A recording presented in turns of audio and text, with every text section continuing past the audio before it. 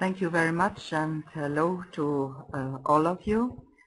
I am very pleased to be with the Women in Engineering at this 101st International Women's Day.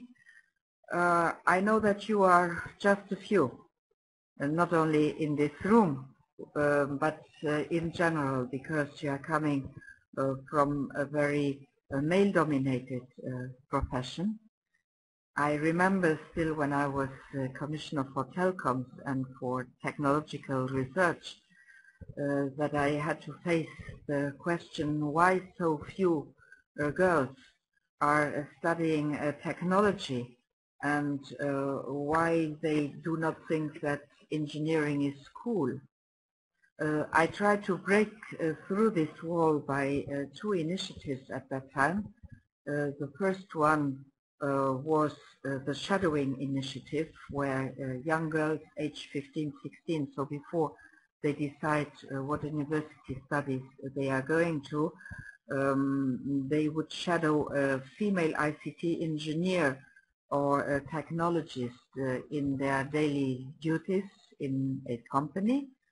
And I discussed with the girls afterwards, and it was very interesting because they all say the same thing, from whatever background they were and from whatever nationality. They had been in the beginning thinking that machines were biting, and then they understood that it was not about machines, but it was about human beings who went to have a coffee together and worked together. And then the effect of what they are doing, the result of what they are doing, was again for human beings. So I thought that it was very important when you speak with women about technology. It is very important not to forget the human factor. And in order to do that, also we developed at that moment a rap song. Maybe you have heard it. IT is wicked, girls. I cannot say that the same way the rappers said it, but it was a very hit on YouTube at that moment. Just this introduction is in order to tell you how important I believe that women break through the glass ceiling, not only for top jobs, but also for choosing a more wide spectrum of possibilities for studying. You know that women are 60% of university graduates, but still they are choosing very often studies which do not lead to a career like you are in. And it's also very difficult to break the glass ceiling when women want to climb up the ladder in a company. You are certainly aware about the initiative I have taken on women on board, and you certainly are going to ask me, why did I only speak about women on boards and not about women in the whole pipeline? Well, I think we have to do both. We have to do the more spectacular groundbreaking initiative for women really on top, so that they become role models, but at the same time working on the pipeline. That means working that those 60% women who come out of universities then are introduced and in a company, and that they do not jump out again at the age of 30, 35 when they become mothers for the second time, because that is what statistically very often happens. So there is a responsibility of the companies to see that this female talent then is staying on, not only because still female talent is available, but also for the fact that with the exception of countries like France, we are running out of talented youngsters due to demographic aging of the society. So the women are there in order to be integrated, and we cannot not use this talent. Why should we utilize more women in our decision-making structures? Well, simply, and I always quote the studies which you certainly also know, and I quote only the studies which are coming from non-feministic organizations like Goldman Sachs, Deutsche Bank, McKinsey, Ernst & Young, who all of them, Catalyst, all of them have come to the same conclusions while analyzing companies. Companies which have at least one woman in decision-making at the top level do much better results than companies with an all-male structure. And it even becomes more evident in those companies who have several ladies on top. Now, during the last year, when I have discussed with the CEOs and the presidents, I very often heard the argument, well, yes, you are right, and also the studies are right, women mean business, and it's good to have women in our structures, but we don't find them. I had a discussion with our business schools, with the most famous business schools in Europe. And I told them, look, that is the answer which I get very often from CEOs. They do not find the women to put into the top decision making. Why don't you have a look at your MBAs? And then the business schools did that. They looked at the MBAs and they found out that, well, there, as you know, there are not many women in the MBAs, but those women who are in the MBAs do the best MBAs, have the best results in the MBAs. And then it is the men who do not have got the best results in the MBAs who get the best positions after. So the business schools felt very challenged, and yesterday they came out with a wonderful initiative. The initiative to present a pool of what they call boardable women. Women who have the studies and who have the management experience and who could be put on board of a company at once. They have put in that pool 3,500 boardable women. Out goes the argument, there are no women available. And I believe that we have to work in such a way to show by very concrete examples that the arguments which are being brought forward against having more women in decision making are simply shown what they are, not being based on real terms. You might remember that 1 year ago when I had this discussion with the CEOs of the publicly listed companies about the place of women in top-level decision-making, they told me, oh, we can do that by ourselves. I said, all right, you want to do that by yourselves, here are the goals. 30%, and we're only speaking about the publicly listed big companies which are working on the whole of the European Union territory. So 30% by 2015 and 40% by 2020. What is the result 1 year later? At the European average, the progress has gone from 12 to 14%. Very disillusioning, but nevertheless, that is a 2 percentage points progress in 1 year. In the years before, it was 0.5 percentage point progress. That means that alone by bringing the subject on the table, things are going a little more quickly, although not quickly enough. There are some exceptions where the progress has been very strong. France is one of those exceptions. France, as you know, has national obligatory quotas for women on the boards. There, the progress in 1 year was from 12 to 22%, which brings me to the famous sentence that I don't like quotas, but I like what quotas achieve. And here we are having to think about what are we going to do in future. Are we going to impose obligatory quotas or not? For what companies? That is the public consultation I have started on last Monday. I hope all of you will come in, and also with your organizations, with your companies. I think the time is over when we have to ask ourselves the question, do we need women in our companies? The answer simply is yes, we do. Now it is, do we need legislation in order to impose quotas? Can we do it with soft law? Do we need a European directive? What should be the goals? What percentage? 20, 30, 40, 50%? In what time span? 5, 10, 15 years?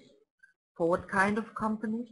The publicly listed companies, as I have proposed, or also the state-owned companies, or bigger non-listed companies?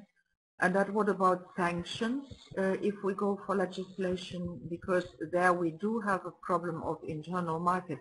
Because those countries which have a quota, they have very different sanctions foreseen. In Norway, you know that the dissolution of the company is on the agenda. In Norway, by the way, there are 40% on the board. In other countries, it is the elimination of the latest vote for a board member, or the non-payment of the benefits of the board members, or a carrot and stick approach like in Spain, where only those companies which have the necessary female quotas on their board can participate in public tenders. So the public consultation will go until the end of May, and then the Commission will have a look, an objective assessment of the process and of the results of this process. I hope that all of you will feel a part of such a process, to come in with your ideas, with your wishes, and maybe also sometimes with your dreams, because my dream is very simple. I would like to be still alive at the moment when nobody will speak anymore about quotas, because it will be so self-evident that just the best one gets a position, even if the best one is a woman.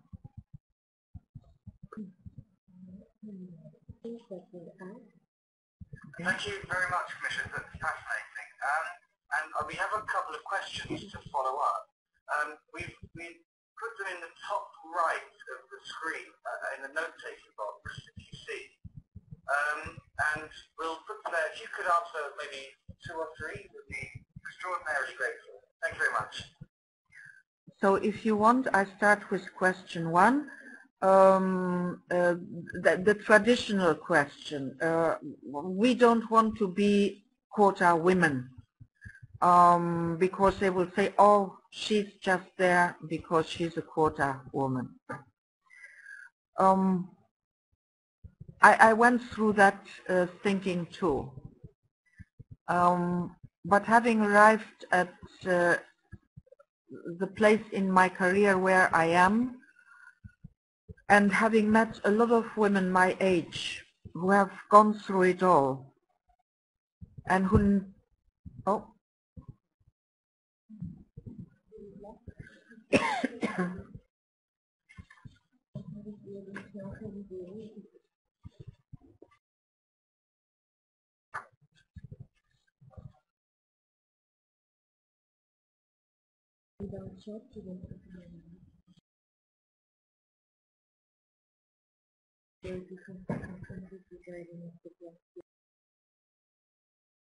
yeah,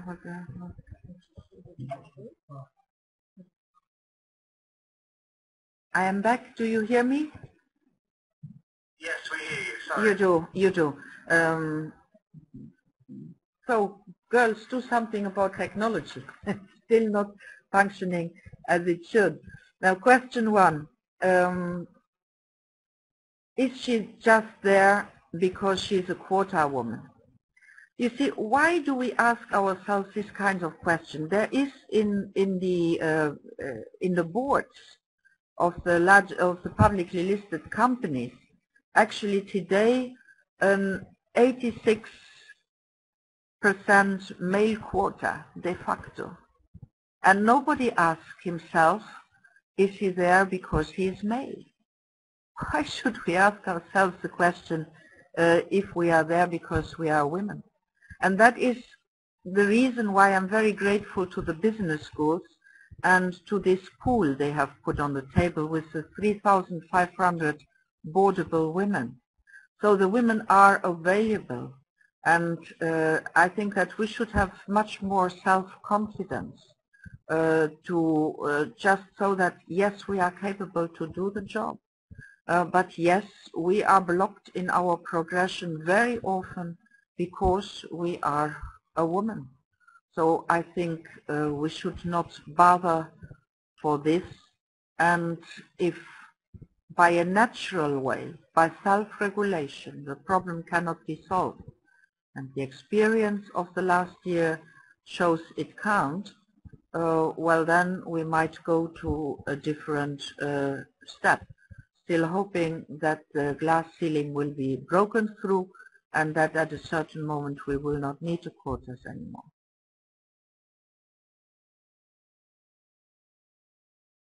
Question 2. Yeah, I think I have already answered to the question 2. Not me myself, but the business schools and their initiative on having a pool of boardable women. Question 3. What to do with the men that are now in these leading positions? Well, we have never asked to throw out all the men and replace them by women. But in my pledge, which I had put on the table last year, was very clear that for the outgoing board members, there should be an alternative between highly qualified candidates, and between those highly qualified candidates there should also be female candidates. Question 4. What I do think are the main barriers for women studying technical professions? What I told you in the introduction, the fact that very many women think that technology bites, machines bite, and that this is not something for girls. For girls is teaching, being a nurse, things like that. Well, I always have a problem with this approach, because actually for girls it is also to cook at home, isn't it? How many professional female cooks are there? And so there is something which logically simply doesn't fit, and I believe that the only way to break through this barrier are the role models. I might give you an example, the example of myself, not about technology because I'm really not good at that, but when I was a young journalist, that was 35 years ago. Women at that time were writing about family, cooking, traveling, and so on. And I saw at that moment Christine Ockrent. Some of you, the French-speaking, might know who Christine Ockrent is. I saw Christine Ockrent on television making political interviews. And I say to my rédacteur en chef, rédacteur en chef are those who are the chiefs of a group of journalists. I told him I want to do political journalism. capitalism. She said, no way, no, never ever any woman has done this in our newspaper. I said, I'm going to be the first. He said, no way. 1 week later, I was able to write my first political article.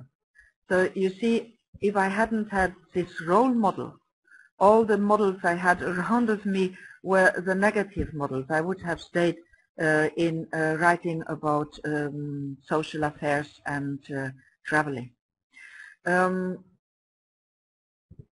Have I experienced a difference in the European Commission since there are more women at work? I have experienced this difference several times. When I came to politics 35 years ago, it was an all-male world. It still is very male, I must say, but we have changed certain things.